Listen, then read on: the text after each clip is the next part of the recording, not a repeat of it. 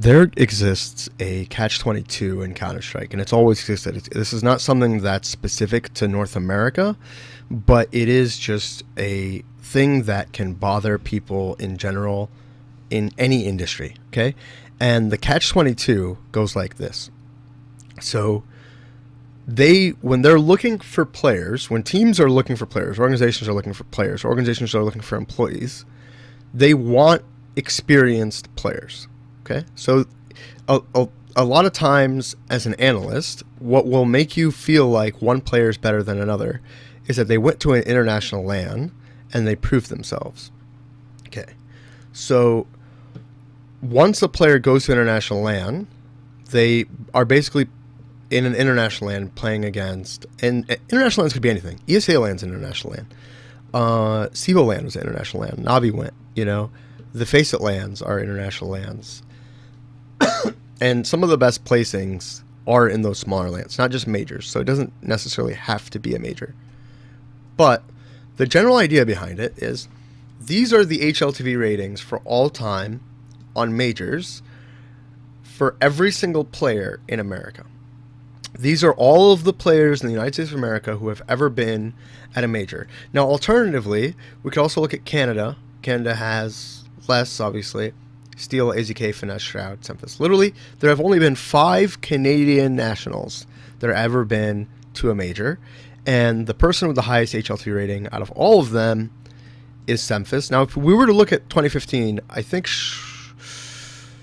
I guess Shroud didn't step it up in 2015, but in other lands other than the majors, he actually did do there is a discernible difference between his land performance just in 2015 and, for instance, Shroud HLTV rating of 1.08, and then let's say his HLTV rating in 2014, which is 1.3 and 0.99. So if you're looking at this data and you're saying, okay, who are experienced players that have been to majors, let's say, right? Out of all of the players played a singular fucking map at a major, you have a pretty small list, and then you have an even small list of the people who you would say maybe have performed to some standard at the majors. Now, if you were to look at just international LANs, the list is a little bit bigger, but then you'd have to look at who has performed well at those LANs against international competition. It'd be really cool if all that data could just be extrapolated, like international competition versus international competition, and you could see what players' ratings are on those fronts. Now, the catch-22 is that a lot of these other players that haven't been to those lands,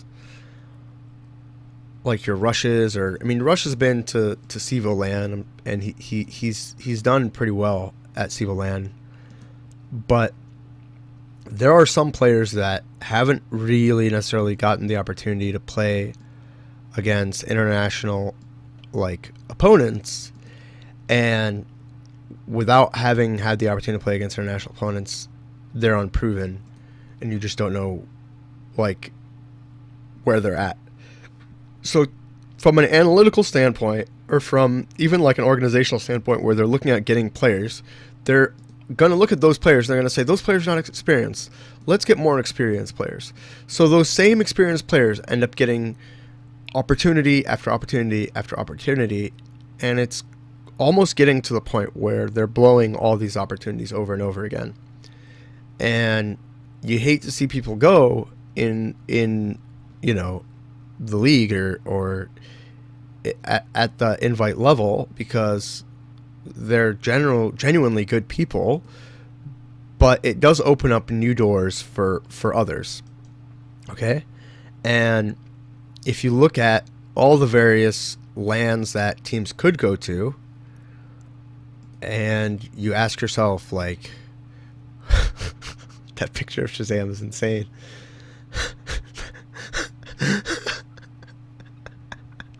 How is that his HLTV picture? How is that even possible? Okay, I think maybe he submitted that or something. But if you look at like lands, like international lands, and you look at what players are playing. Sorry, those are online actually. What players are playing to what like level? You'd say, okay, well, these guys, you know, this guy played against Na'vi and he did decent. This guy played against Na'vi. Well, he has more experience. Because literally, especially if you look at players like Nitro or Elige, just the very getting their feet wet. There's this whole process of like, well, let's get their feet wet. Let's get them used to playing at LAN. Let's get them used to playing international lands. And then they get their feet wet and, you know, they go from all this red, starts turning into a lot more black, basically, and a lot higher. So they go from not playing so great internationally to playing really, really well internationally. So, like, if you look at somebody like Elige, I think his one of his first, like, lands of 2015 was against Fnatic. One of his first lands ever, international lands, was against Fnatic. One of his first just lands was against Fnatic, and he's getting 16-3, 16-1. So, I mean, you're talking about trial by fire. Definitely have that with somebody like Elige. Now, looking around in NA, what I wanted to talk about in this video is players in NA that basically might not necessarily be the at the forefront, but they're very talented. So I'm gonna go ahead piece by piece and highlight these guys. NAF-FLY, extremely talented guy. In my NA unbanned shakeup video, a guy like NAF-FLY might not get a shot to play anywhere. So you're talking about an extremely talented player. And if you look at his like LAN performances, all of their LAN performances, like especially the Conquest guys, because they did so well at SIVO LAN, are going to look decent. Their international LAN performance. Like, they're all going to be like, okay, well, you know, they didn't like completely shit the bed. But you can't just look at numbers and decide how good or bad these players are. You literally, I think, if you really want to make these decisions, you'd look at how they play, and you'd watch demos and see how they play, and you'd come to decisions based on that. And if you're looking at how players play and what decisions they make, there is a guy who is a Canadian who's really good named Stanislaw. Like, this guy here, also on Conquest, he's not going to necessarily get, like, automatically be in a super sick team with, like, you know, the NA Dream Team. These are not the guys that are going to be on NA Dream Team teams, but should they? That's the premise of this video. Should these guys be on NA Dream Team teams? So, somebody like Stanislaw, I mean, you're talking about somebody who definitely merits being given those shots that players like Finesse have gotten over and over again, players like Hayes have gotten over and over again, players like Tarek have gotten over and over again even. What would happen if, you know, you were to inject somebody like Stanislaw in those same rosters, right? So that's that idea. Beyond that, if you look at the United States, I mean, you're looking at players that haven't necessarily gotten shots. Somebody like Kusta has been able to go to, I think, RGN LAN, and he was just playing insane at RGN LAN. So he's on the radar of a lot of people. He's on the radar of a lot of people on HLTV, and there's honestly like a Kusta hype following him. Well, a player like Kusta could actually get a shot. So who wouldn't get a shot that has been kind of like on the bubble for a while? Somebody like Autimatic, Tim Taw. Like, you look at how many international performances he's gotten. He's gotten to play, I think, one of his first lands, like truly international lands, against Na'Vi in like quick succession. I'm pretty sure that was at SIVO as well with Tempo Storm. And you look at that Inferno map, it's a pretty good one. But didn't do so hot on Kabul. And then after that, you see he just never.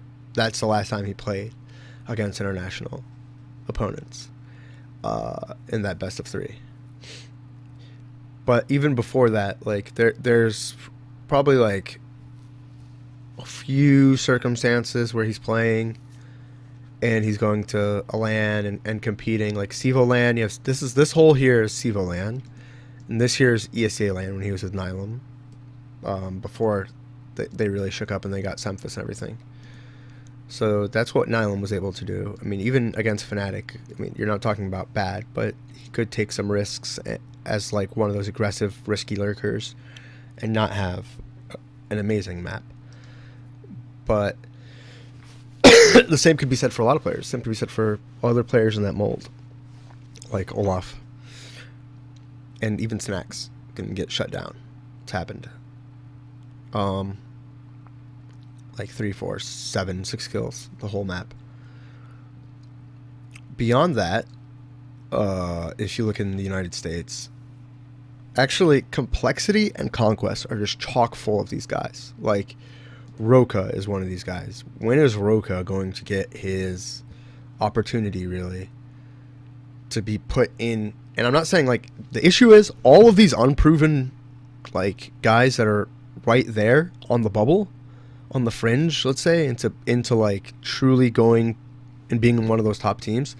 All of these guys are playing together when they have these opportunities against international opponents. So like Roca was also playing Sivo LAN against Navi and VP and stuff, you know? Sansington also pretty much had the exact same experiences as Autimatic for the most part. Earlier on in his career and way before that. Actually, this is online. His LAN, he hasn't been to that many LANs that are covered by HLTV, I guess you could say. So there is a like a certain amount of players that you could say are right there where they're kind of getting their feet wet, but they haven't been put onto a team where they would be basically surrounded with talent. Surrounded with like a dream team, for instance, right? One of those players is even Relyks. Like this guy, I've never seen this guy miss a trade frag, like ever. In every demo I've ever watched. I've never seen him like not immediately flick and get a trade on whoever he's following into a site. Beyond Ronnie, if you look at people who have gotten experience, actually, Winter Fox is a team full of very experienced players. So guys who have gotten shots after shots, have been around for a very long time and have been able to go to a lot of international lands like Flowsick and like Anger, like PTR. Even you could say PTR got a shot with CLG. He wasn't necessarily in the best of teams, but okay, so nothing. He's gotten his shot. At this point, you could say Elige has gotten his shot, and now you could see Elige is performing at international lands. Not just performing at international lands. Hiko's performing at international lands, right? I wish the minimum maps filter worked, but apparently it doesn't. Doesn't at all. People with 11 maps, 18 maps at Philadelphia are showing up on this list. But if you want to look at players that could be very good, there's Coach Pauly. Good guy. Very good guy. I think a lot of his LAN experience that's put on Answers Like V is also on from Philadelphia, if not all of it. But Relyks, you could say, could have a lot of experience. I had my TeamSpeak still up. But beyond that, you have players like Rush. You have, Color has gotten his experience. You have players like Professor Chaos, who just hasn't gone to a LAN, like just hasn't been to a LAN since he was on Nylum. Like, he played with Nylum. These were the only lands that he got to play. He didn't do tremendously well, but he played, and just hasn't gotten a shot again, pretty much. Beyond that, you have players like Mainline, who has certainly stepped it up now that he's playing on enemy from where he played before. Like, just night and day when he was on Method.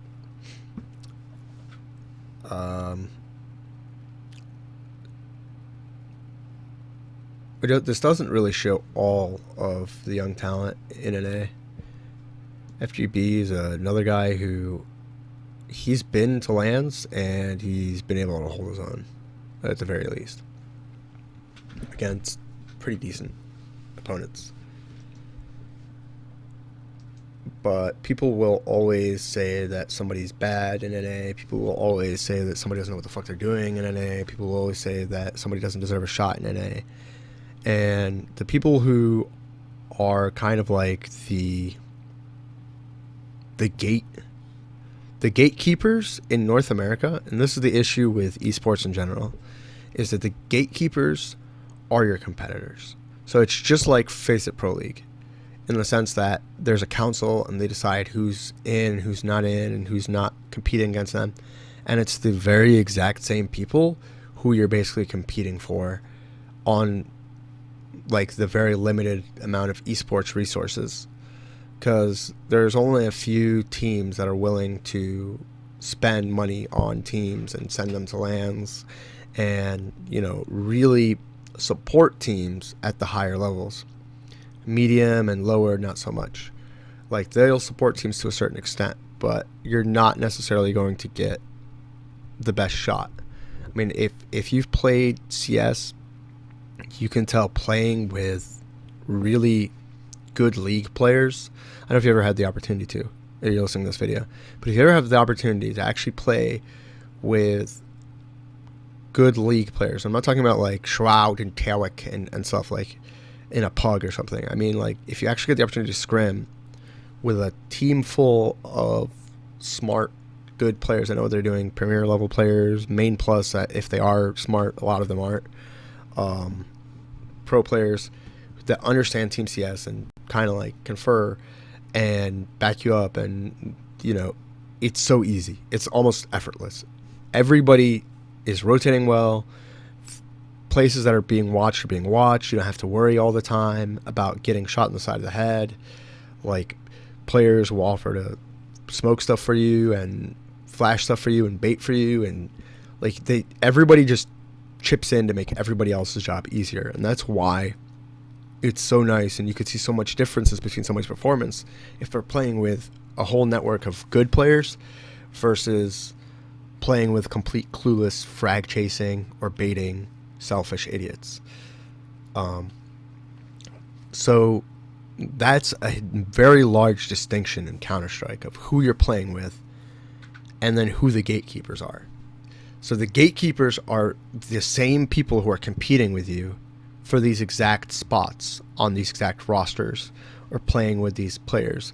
So it can get very competitive, and that's where the politics come in, where somebody will ultimately like try to sink your boat by saying that you're not a good player because they would rather play with these guys and have you play with these guys and them be sitting out. And like, somebody's got to play on the complexities and the conquests and the, you know, the win outs and the Astral Authorities of the world. Somebody's got to play on the Winter Foxes of the world. Somebody's got to play on the enemies of the world. Somebody's got to play on, you know, the methods of the world.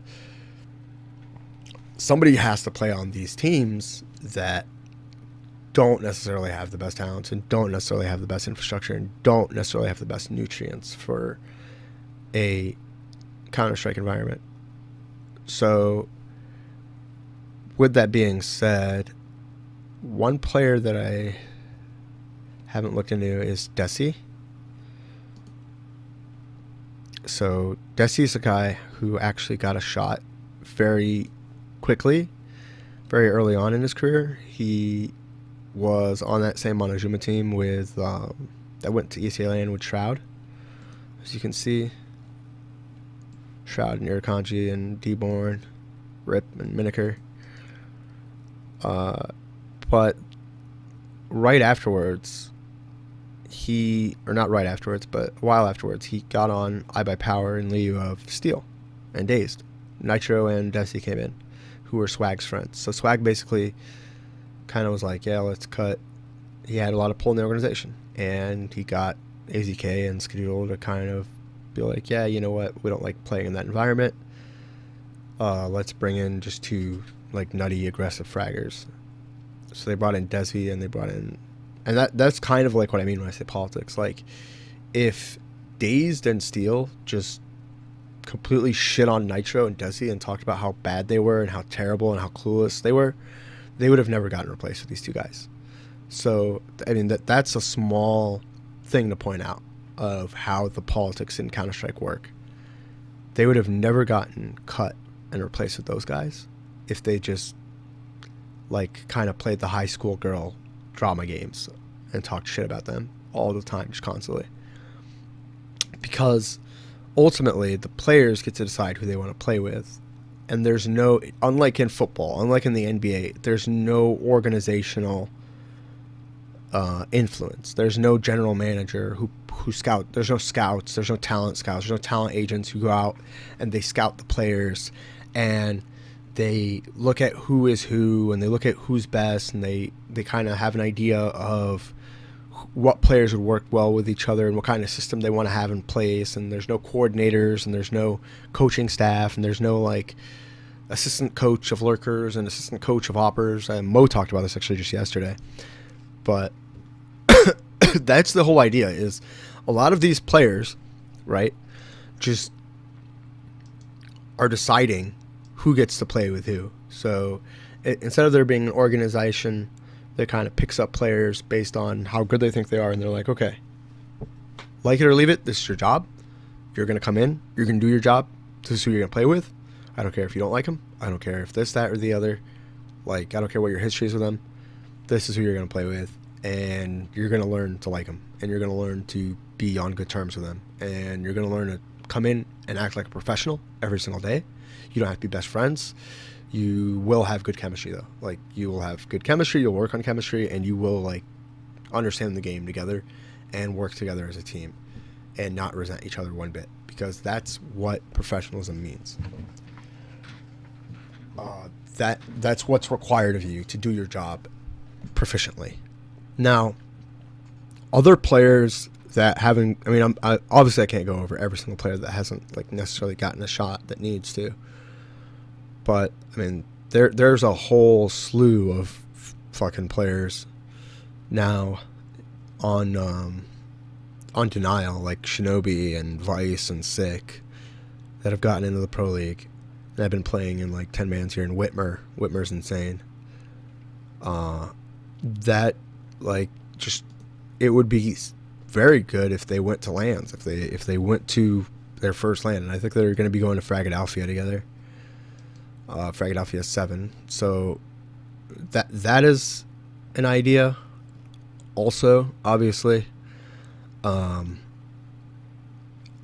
you'll get to see people who haven't really been to international LANs in 1.6 and weren't complete 1.6 studs that can come into the game, or source studs that can come into the game and maybe get shots depending on how well they could play.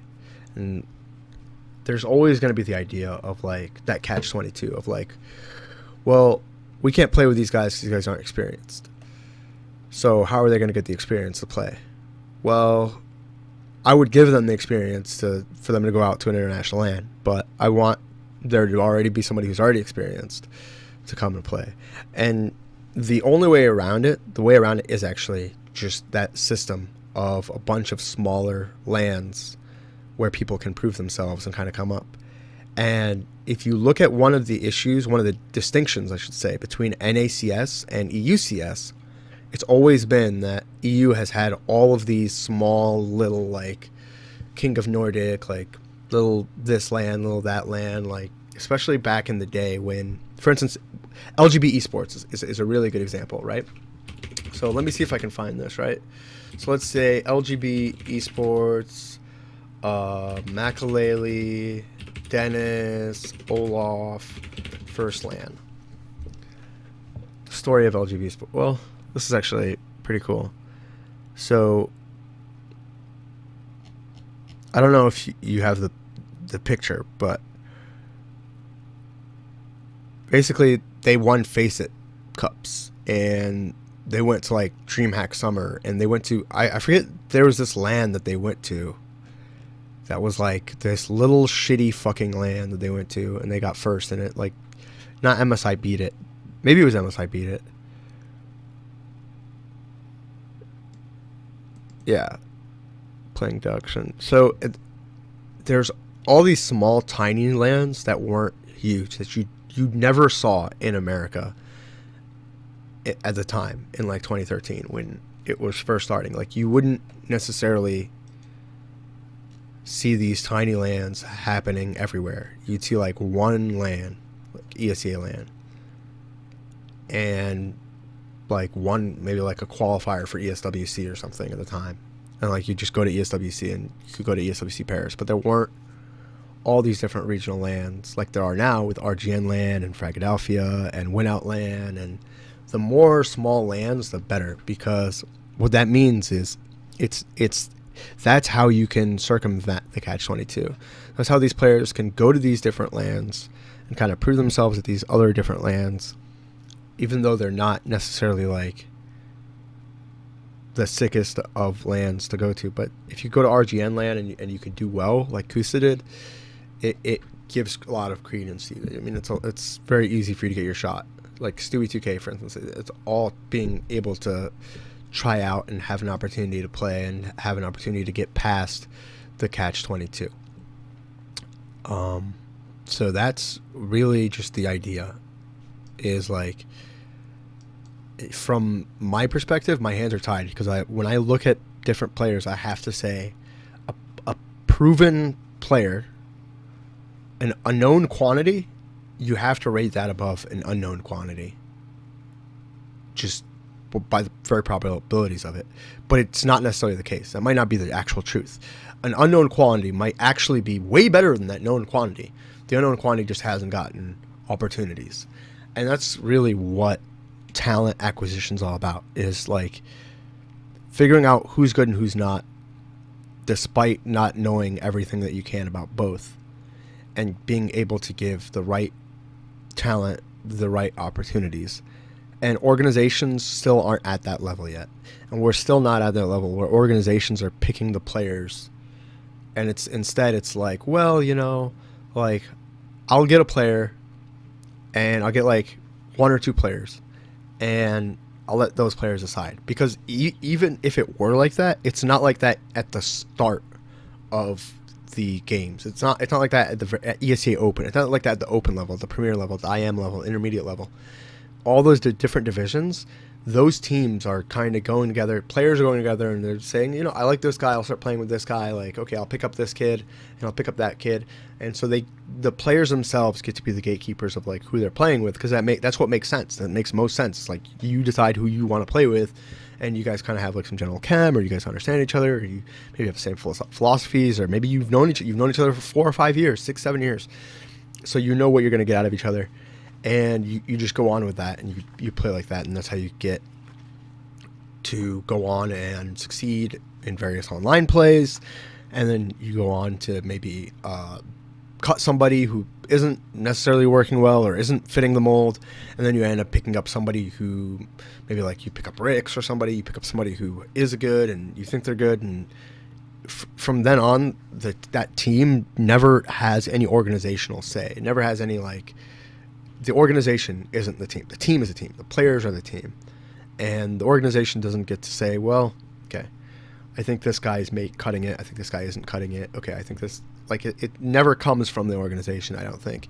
I think it's almost always the organization saying, well, who do you guys want to play with? Like, do you guys think this guy's good? And if you look at, like, any actual sports team,